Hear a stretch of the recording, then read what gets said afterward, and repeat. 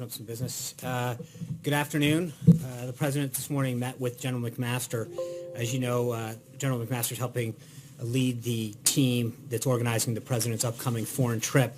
And this week, the President has been focused on meeting with the team, getting ready for the various stops that he'll be making and meetings that he's going to be having. During his many conversations with world leaders, the President has seen a great desire for America to re-engage and be a leader once again in helping solve the world's complex problems. And he's already made moves both behind the scenes with leaders and his public statements to show them that America is reasserting its leadership on the world stage. These visits are another important part of this American resurgence. While on the trip, the President will further our strategic objectives in the region, creating new opportunities that will strengthen the United States and our allies while weakening our enemies. I know many of you are interested in the logistical aspects of this trip, and we'll be trying to have further briefings throughout the week on those aspects of the trip as soon as we can, so stay tuned. Also on the subject of foreign visits, I'd like to announce that the President has invited the Crown Prince of the United Arab Emirates to visit the White House on May 15th, and the Crown Prince has accepted. We look forward to welcoming the Crown Prince and see the visit as an opportunity to deepen cooperation with a key partner in the Middle East. Moving on to domestic matters, the Vice President spent his morning today on Capitol Hill. He met privately with Majority Leader McConnell and also had individual meetings with other senators. The discussions focused primarily on the path forward for the American Health Care Act in the Senate and how the administration can work with Congress to craft a tax reform bill that follows the President's priorities: simplification, providing tax relief to the American families and individuals, and stimulating the economy. The Vice President also attended the weekly Senate Republican Policy Lunch. Later this afternoon, the Vice President will be joined by Second Lady Karen Pence, General McMaster, and Ivanka Trump to welcome more than 150 military families of all branches of service for a reception at the White House. The event recognizes National Military Appreciation Month and National Military Spouse Appreciation Day, which takes place this Friday. The President's cabinet is busy inside and out of the Beltway, speaking on the administration's agenda with local officials and key stakeholders. Secretary of Health and Human Services Dr. Tom Price is in Michigan and West Virginia today, where he will hear from those on the front lines of the fight against the opioid epidemic. Also today, the Justice Department announced that Attorney General will be speaking on opioids on Thursday at a Drug Enforcement Administration 360 Heroin and Opioid Response Summit in Charleston, South Carolina. The DEA's 360 strategy is designed to help cities and surrounding regions deal with the heroin and prescription drug abuse epidemic and the violent crime associated with it. This day-long event, sponsored by the DEA, Anti-Drug Coalitions of America, and the University of Charleston School of Pharmacy, will bring together stakeholders and professionals working in law enforcement, prevention, education, treatment, recovery, healthcare, and emergency response. In Washington, Secretary of Commerce Ross is speaking this afternoon at the 47th Conference of the Americas, which is taking place at the State Department. The event brings together administration officials, distinguished leaders from across the region to focus on major policy issues affecting the hemisphere.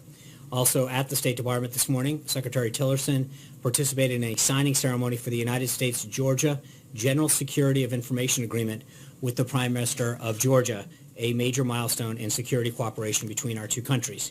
The President was also pleased to see several top administration officials recently move through the Senate.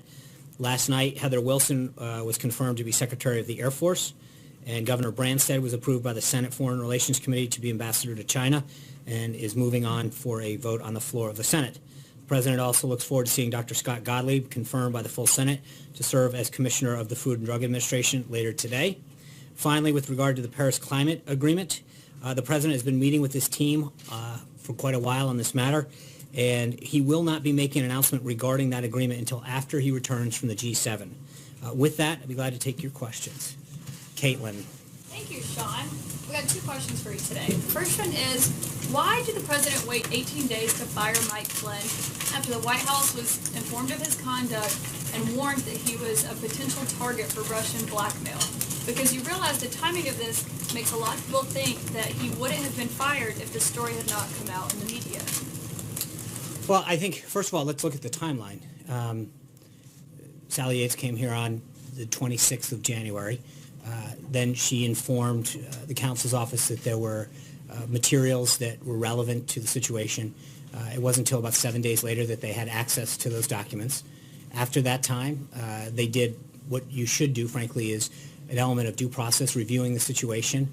They informed the president right away after they were informed of her giving us a heads up, and ultimately the president made the right decision. But I guess the question, or the point that I would put back on you is, somebody came over, gave us a heads up on a situation, told us there were materials.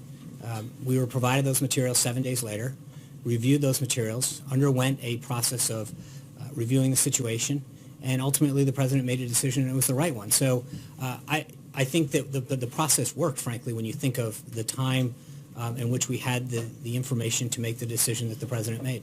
Well, you're saying the president stands by that decision and he made the right decision, but why does he continue to defend Mike Flynn?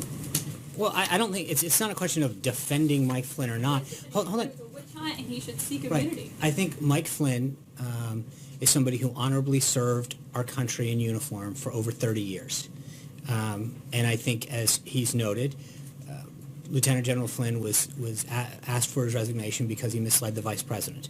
But beyond that, I think he did have an honorable career. He served with distinction in uniform for over 30 years, and the president does not want to smear a good man. What was his role at the White House in those 18 days? Was he still fulfilling his normal national security advisor duties? Yeah, I'm not going to get back into it. I will say, as I mentioned, the time... Do you think it's worrisome that he was still doing that when he was a potential target of Russian blackmail? Can I just...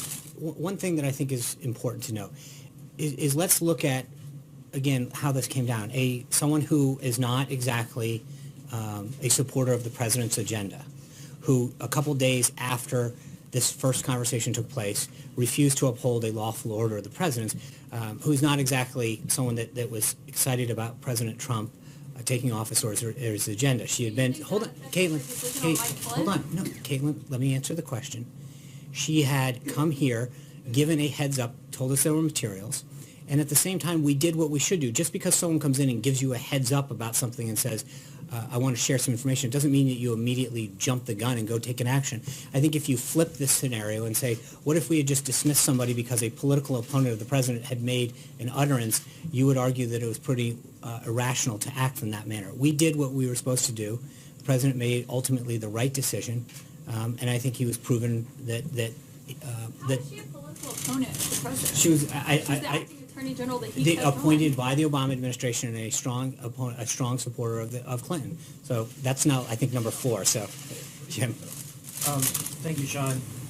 Are the canceled meetings a sign the president is vacillating on the Paris Accord and undecided whether to remain in the agreement or withdraw from it? I think it's simply a sign that the president wants to continue to meet with his team, develop meet with not just the economic piece, but his environmental team, and come to a decision on what's the best interest of the United States using the expertise that surrounds him. Well, okay, Mara. Does the president want to win the war in Afghanistan? Yes. What would winning mean to him? I think reducing the threat, especially when it comes to ISIS and the Taliban. Reducing the threat. Well, I mean, minimizing, eliminating, but obviously, in the best case scenario, we want... Major, I'm going to answer Mara's question. I think the answer is that we want to eliminate the threats that are against our national security and pose a threat to our citizens, our allies. So we need to fully eliminate any threat around the globe, frankly, not just in Afghanistan, that poses a threat to our people and our allies. I just have a question as he considers what to do next and if he wants to commit more troops. At one point, we had 100,000 troops there and we didn't eliminate the threat. Why would 15,000 do the trick if 100,000 did before? Well, I think that's a very Washington question, meaning just because you spend more, throw more people, doesn't mean you're doing it in the most effective way. I think one of the things that he has asked his national security team to do is to actually rethink the strategy. What are we doing to achieve the goals that you were asking about? How do we actually, how do we win? How do we eliminate the threat? And I think doing that isn't just a question of throwing money or people, but looking at the mission and the strategy, and that's what the team has been doing holistically, not just in Afghanistan, but the total beyond Afghanistan. It's also the way that he's asking them to look at the threat that ISIS poses. Will he explain this to the American people, or will be this something coming out? We'll see. I mean, I don't want to get in front of. I don't know how he's going to do that, but we'll wait and see and go from there. John. Thank Thanks a lot, Sean. A question about the president's policy concerning Syria. This morning we learned from the Pentagon that the president has approved a plan to directly arm Syrian Kurds against ISIS. Has the president discussed this plan with the leader of Turkey, and what was the reaction from Turkey? I don't know if he's addressed this to the president yet. I do know that yesterday the president authorized the Department of Defense to equip Kurdish elements of the Syrian Democratic Forces as necessary to ensure a clear victory over ISIS in Raqqa, Syria. Yes, the SDF, partnered with enabling support from U.S. and coalition forces, are the only force on the ground that successfully seize Raqqa in the near future. We're keenly aware of the security concerns of our coalition partners in Turkey. We want to reassure the people and the government of Turkey that the U.S. is committed to preventing additional security risks and protecting our NATO ally. The U.S. continues to prioritize support for Arab elements of the SDF. Raqqa and all liberated territory should return to the governance of local Syrian Arabs. The fight for Raqqa will be long and difficult, but ultimately yet another defeat for ISIS and another step towards eliminating the ISIS threat that threatens peace and security in the region and the world. The Secretary of State is meeting today with his counterpart from Russia today, the Foreign Minister of Russia, Sergei Lavrov. Mm-hmm. Are you expecting any deliverables from that particular meeting? I think we'll have a readout when that's done. Olivia. Thanks, Sean. I got two for you. First, do you expect the Afghan review and the ISIS review to be done by the time the president heads to Saudi Arabia? I don't want to. That's a question that I'm going to leave up to the national security team. I'm not going to. The president's not putting a deadline on that. We're making sure that this is obviously what we announced today is part of that. It is not entirely it, and we will have more as we go forward. I just don't want to pin down a timeline on that. One more. In this briefing, you've talked about the president's desire to, quote, fully eliminate any threat around the globe to U.S. interests. You've talked about the United States wanting to re-engage and be a leader once again and reasserting its leadership on the world stage. Some of the president's supporters are going to hear in those comments maybe a bad omen about the president changing his mind and becoming more interventionist.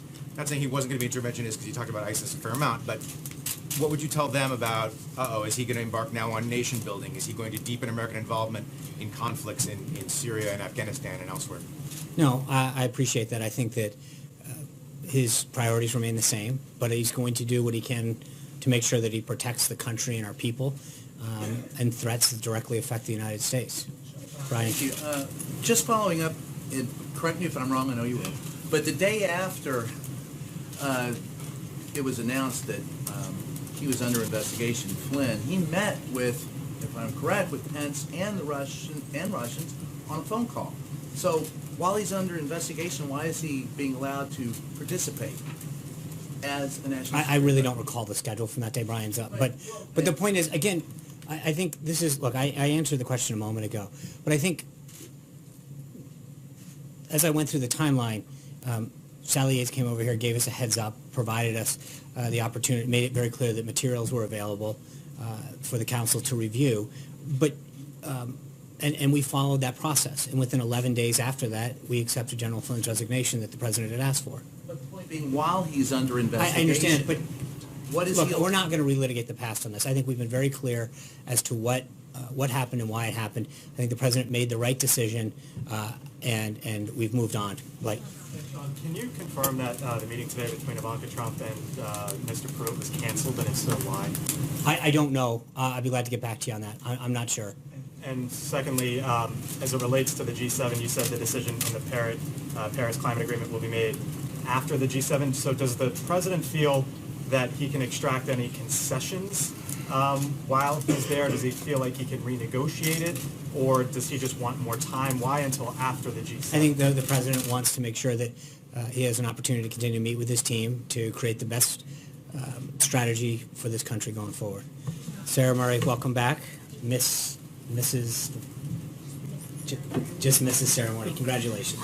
Thank you very much. I just want to get back to Olivier's point. I mean, why shouldn't President Trump's supporters, if he does decide to add more troops in Afghanistan, see that as running counter to what he campaigned on for so long? The notion of America first, the notion of, the fact that we're too involved in foreign entanglements abroad. He campaigned on that.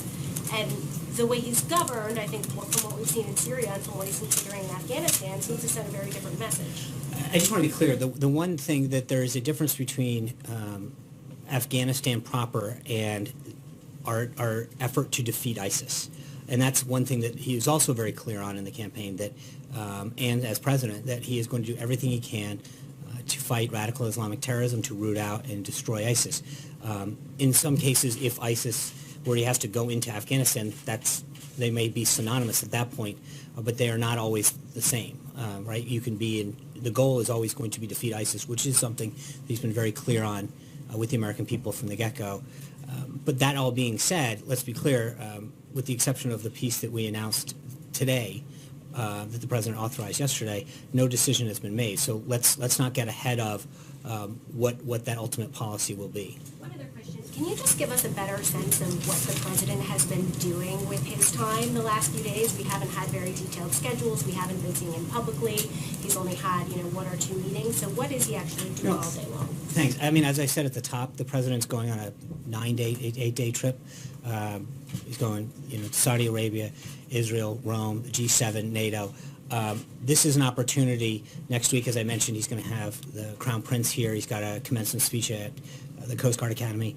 Part of the use of this week is to be meeting with the principals and the head of the directorates of the countries that we're going to ahead of the meetings, where he's receiving extensive briefings throughout the week with his team. He's had several meetings with General McMaster over the last couple of weeks, who's one of the leaders in the effort for this trip. He's met with the chief of staff, his legislative team. He was just meeting when I walked out of the Oval Office with part of his economic team. So this is an opportunity for him to get ahead of this first really long foreign trip, to make sure that he is on a whole host of issues, whether it's ISIS, whether it's our economic issues or trade issues, to make sure that we go in there, strengthen our relationships, but also make sure that we put America's priorities first. Yeah. President Trump tweeted yesterday that the story of possible collusion between his campaign and Russia is a hoax, and he questioned when this taxpayer-funded charade would end. Is the administration trying to set parameters on what Congress and the FBI should investigate? No. And so, and if that is the case, so what did the president mean by when will this charade end? Well, I think even Director Clapper said yesterday, when asked if there was any evidence that he had seen of collusion, he said no. And I think that at some point, I said it before in this briefing room, but we have to take no for an answer. He said that the director of national intelligence asked, has there been anything that you've seen additionally that shows collusion? He answered very clearly. The answer is no. And it continues to be no. And I think that there's a point at which all of the things that the president is doing economically and in national security-wise to move the country forward we need to take no for an answer and move on to the issues. But is it the role of Congress and the FBI to say when a matter should be concluded and not the White House? And then also following up on that, Senator Lindsey Graham has said that he wants to look into President Trump's business dealings to see if there are any connections to Russia. Would the White House cooperate with that? Yeah. So the president obviously was aware of Senator Graham's suggestion after he made it today, and he's fine with that. He has no business in Russia. He has no connections to Russia, so he welcomes that. In fact, he has already charged a leading law firm in Washington, D.C. to send a certified letter to Senator Graham to that point, that he has no connections to Russia. So that should be a really easy look. Matt. Thanks, Sean. Two questions on two different topics. First, you said that Sally Yates was a strong supporter of Hillary Clinton. What is that based on? I think she's made some, I think there was widely rumored to play a large role in the Justice Department if Hillary Clinton had won. So on a different topic, I have a question about that fired usher, Angela Reed. It was reported that she received a generous severance package. I'm wondering, how do you give a substantial severance package to a government employee? I don't know. I'd be glad to get back to you on that. Anita.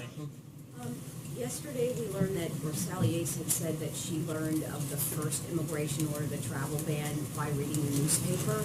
And I'm wondering why the acting attorney general wasn't privy to that. Was that because she was a Obama appointee, Clinton supporter? Why was the acting attorney general not notified? She had just met that same day that it was signed with Don McCain. So he could have mentioned as well. I don't know why she wasn't. Again, I think if we want to relitigate the first executive order at the time, we talked about all of the proper individuals that needed to be made aware of, were made aware of at the time. Is it not unusual that the I don't. Attorney General- Again, I think, I also, just to be clear, again, remember, this is someone who ultimately didn't even want to enforce it. So to prove, I mean, to suggest that somehow, She wanted to enforce it until she knew. I understand that, but I think ultimately we were proven right about who needed to be in the loop on that, because she ultimately chose to disregard the president's lawful order. It was on purpose, though, is what No, you're I saying. didn't say that. Please don't, I did not say that. What I'm saying is that we discussed at the time of the executive order being signed back in January, the process by which that was followed. The appropriate people then were in the loop on that. Sarah? Yesterday in her testimony, Sally Yates said that she arranged for White House counsel to view the evidence against General Flynn at the DOJ, but she wasn't around to see if that happened. You said that that took place 7 days after her initial meeting. Was the evidence against Flynn relayed to the president at that time, or did the president learn about the allegations against Flynn through the media 18 days later? So following the meeting, the White House counsel immediately informed the president and senior White House personnel when she first came here. Late on Friday, the 27th, Yates and the White House counsel met again to discuss certain issues that she had left unclear at the time. And then the president, as you know, fired her on the 30th of January after she refused to enforce the president's legal executive order, contrary to the advice of career DOJ officials at the time, who had told her that this was legal. She overrode them, didn't do this. The White House didn't get access to that underlying evidence described by Ms. Yates until Thursday, February 2nd, which is a week after Ms. Yates first met with the White House counsel. And then that's when I think the full sort of review began, once they had access to that information. Was the president informed at that time? I know he was informed at the front end of what she had told him, and the council had informed them that they were going to then seek the information that she said was available to them. Hallie? Two different topics for you. I want to follow up on what a couple of folks have already mentioned here. You've described in this briefing what Sally Yates did as a heads up with Don McGahn. She has testified she came to the White House twice in person to meet with Don McGahn on the 26th and the 27th to do more, she says, than simply offer to provide materials. She says she encouraged the White House to act and expressed real concern about Mike Flynn being compromised by the Russians. On the 28th, Saturday, Mike Flynn sat in on that Oval Office phone call with President Putin. Is that the right call? Again, I think what you have is somebody who is an Obama appointee coming in and saying, I get it, but at that moment, sure, you have someone who you have to wonder why they're telling you something, to the point where they had to come back a second time because what they were saying was unclear. So let me follow up on that, because and before I get to the second topic, you said it was widely rumored that she wanted to be a part of the Clinton White House potentially. And so that makes you negate her coming to No, I'm not. I guess my point is that somebody who clearly showed by the fact that career DOJ attorneys told her that the president's lawful order, that she should sign the president's lawful order, and then chose not to do it, was clear. I get it, but that vindicates the president's point, that this was not somebody who was looking out. I think my point is that we were correct in the assumptions that we made at the time. Trey. Yeah, my second topic for you, though, is just on healthcare. Yeah. Is the White House asking Senate leadership to put more women on the working group? I'm not aware of that.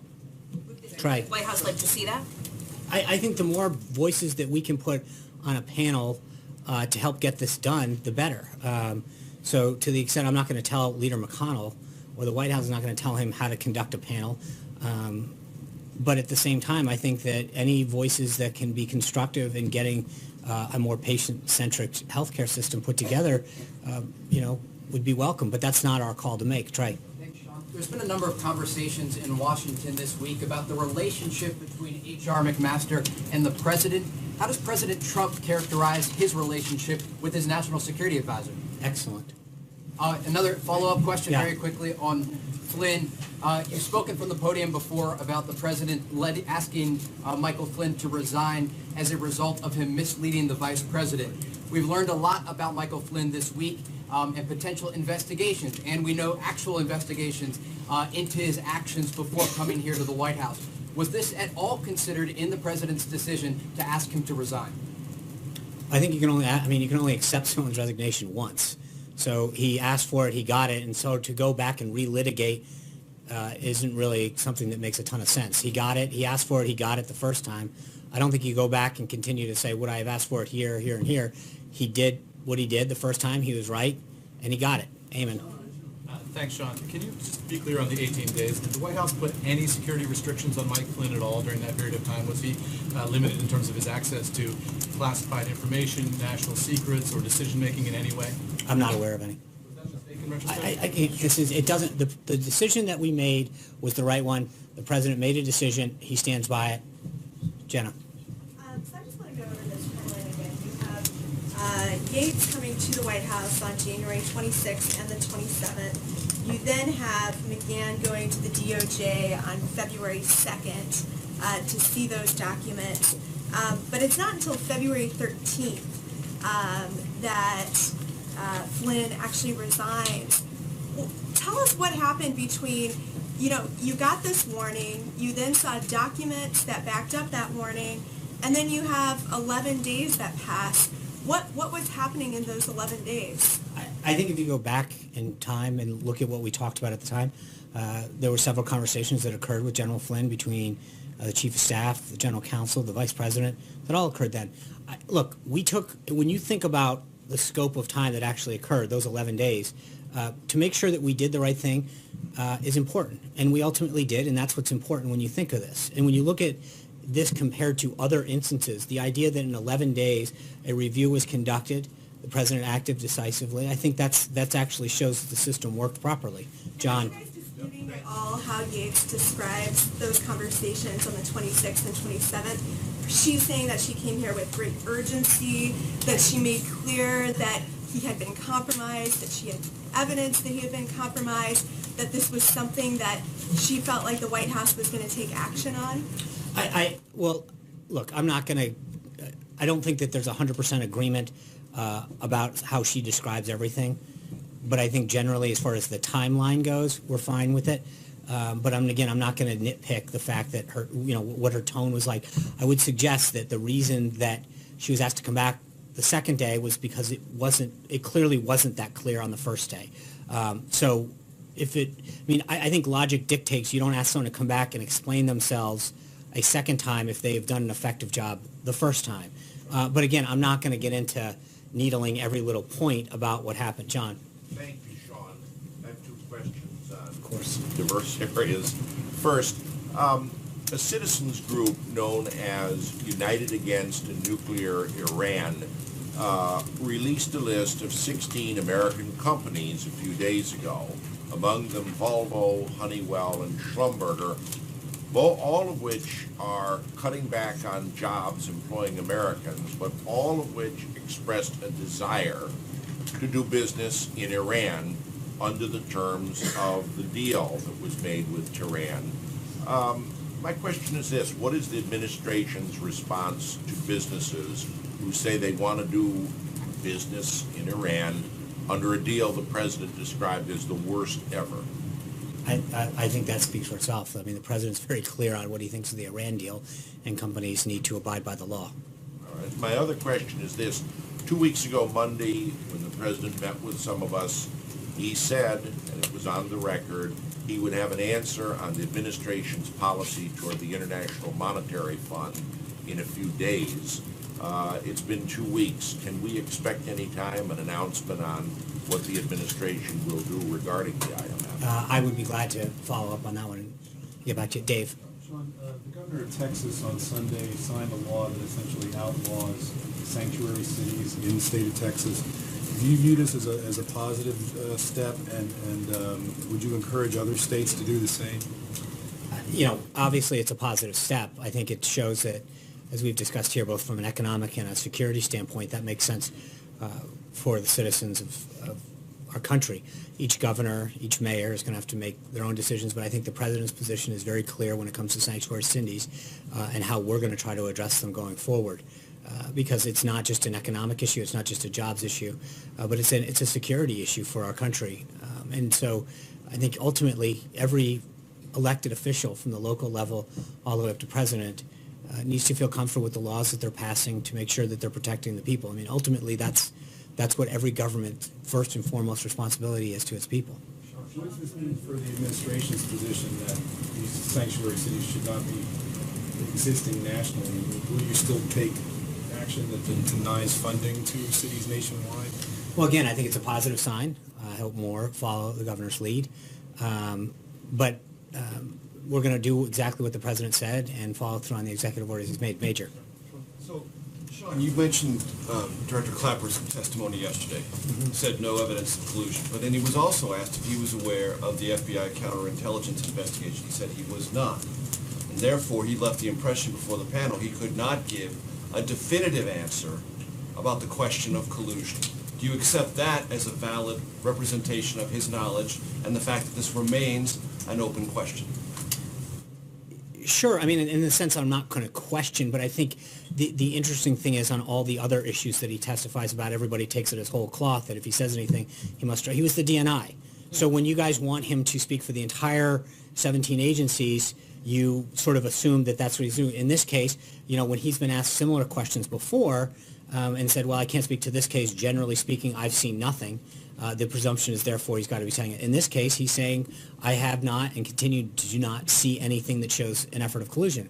As the DNI, I would ask you the same question, which is at some point, given all that he was seeing and all that he was given access to, when at some point are you guys going to accept this idea that there was no collusion? I'm asking you if you accept what he testified. Sure. Equally, that they have equal weight. That yes, at the time he said, and the agency said they found no evidence, that is a representative fact that you take as valid, and it's also a representative fact that you take as valid. He was not aware of an FBI counterintelligence investigation, and therefore at this time cannot say conclusively there was no collusion. You give them equal weight, correct? Sure. Okay, fine. On Afghanistan, because I think it's important what the president's thinking about. You've been implying that ISIS is a part of the Afghanistan equation.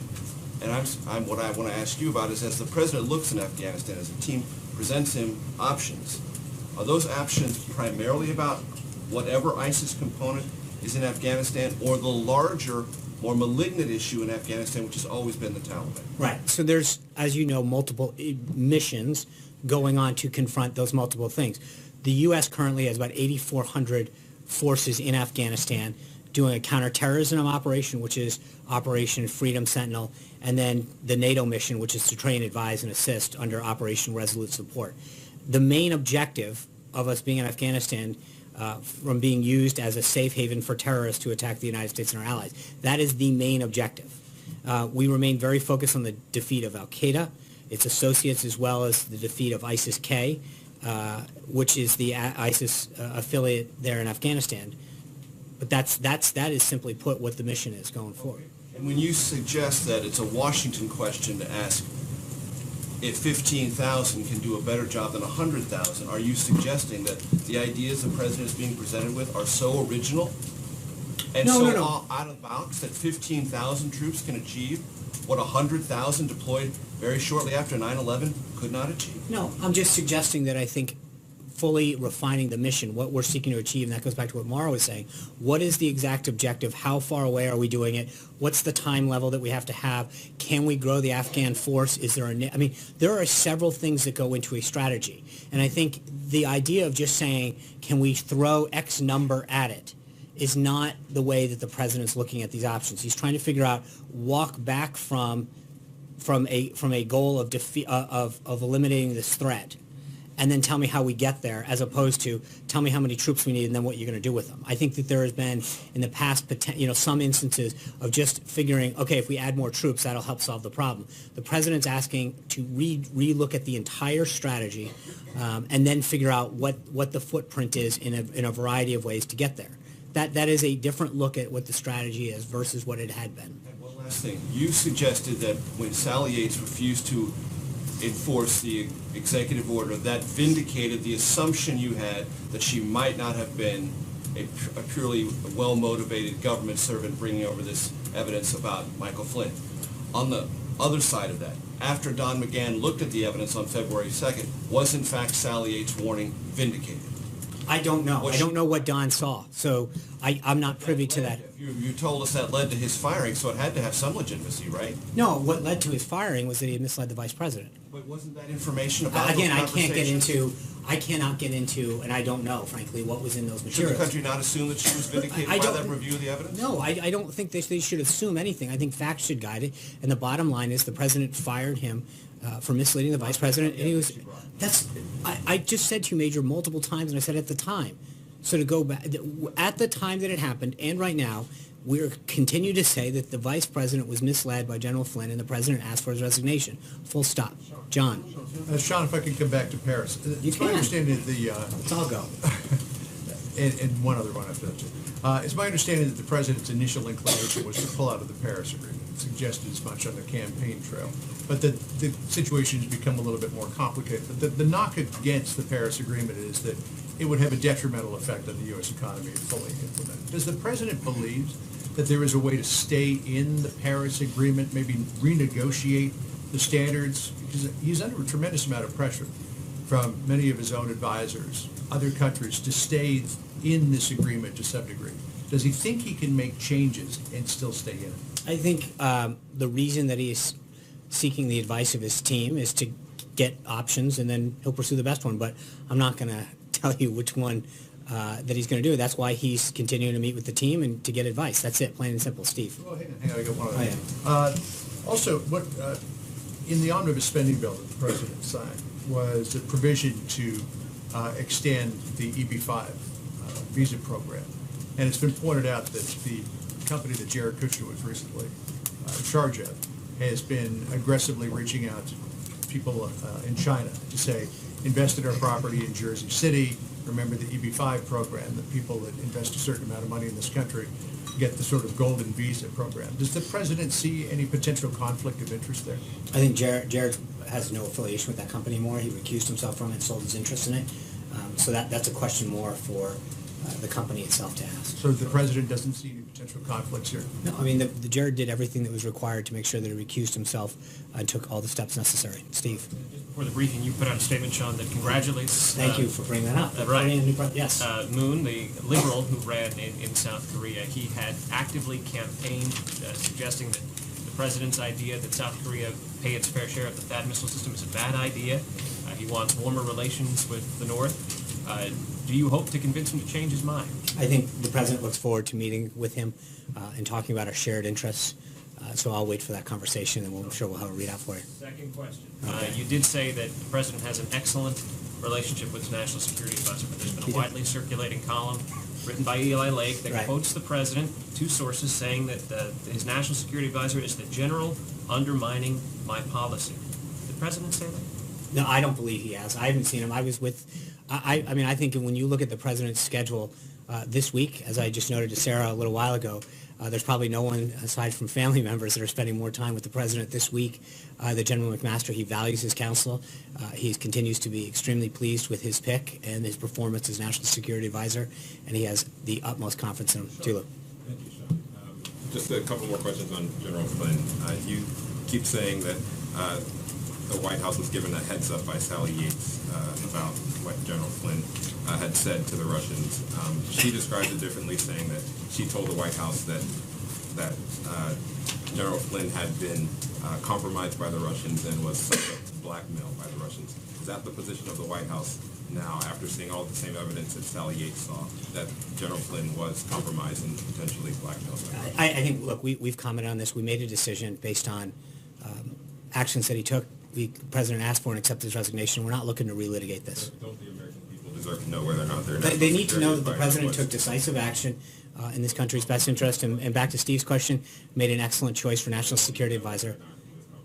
By a foreign actor. I don't know that you'll know. I mean, that's up for... To that conclusion. She didn't. I think that's... I don't know that that's... For her to come to that conclusion without any investigatory method seems a little premature, don't you? I mean, to say that... Hold on. No. But what I'm saying is... Did the White House investigate whether or not they're not... As I've said multiple times, we looked into the situation, the president made a decision, and it was the right decision. Jonathan? Sean, a follow-up on that, but first I wanted to ask you about FBI Director James Comey's testimony before the Senate, which now apparently it looks like the FBI Director gave inaccurate testimony to the Senate. Is the White House concerned that he greatly exaggerated or misstated what kind of contact Huma Abedin had in terms of her emails and sending them to Anthony Weiner? I have not asked the president or the staff about that, but I mean, I think there's the one issue is I don't think there's any question by any account that that there was classified information inappropriately shared on an unclassified system to an uncleared person. I mean, that's, to me, I think what continues to be the takeaway. But is the White House concerned that the FBI Director apparently gave inaccurate testimony? I don't, at this point, I have not asked, and I'm not fully aware of this. I mean, I'm aware of the testimony that occurred and the inquiries, but I've yet to follow up on that, and I'd be glad to follow up. Does the President still have confidence, full confidence in FBI Director James Comey? I have no reason to believe. I haven't asked him, so I have not asked the President since the last time we spoke about this. And the last time you spoke about it, you said he did have confidence, but you're not sure to say that again now? Well, I don't, in light of what you're telling me, I don't want to start speaking on behalf of the President without speaking to him first. And then one follow-up on Flynn. The President, of course, had said that Flynn should ask for immunity before agreeing to testify. Does he still believe that? I think General Flynn should seek the advice of counsel and take their advice with respect to his investigation and the inquiries into his background. But that's a decision for him and his counsel. Thank you guys very much. Have a great day.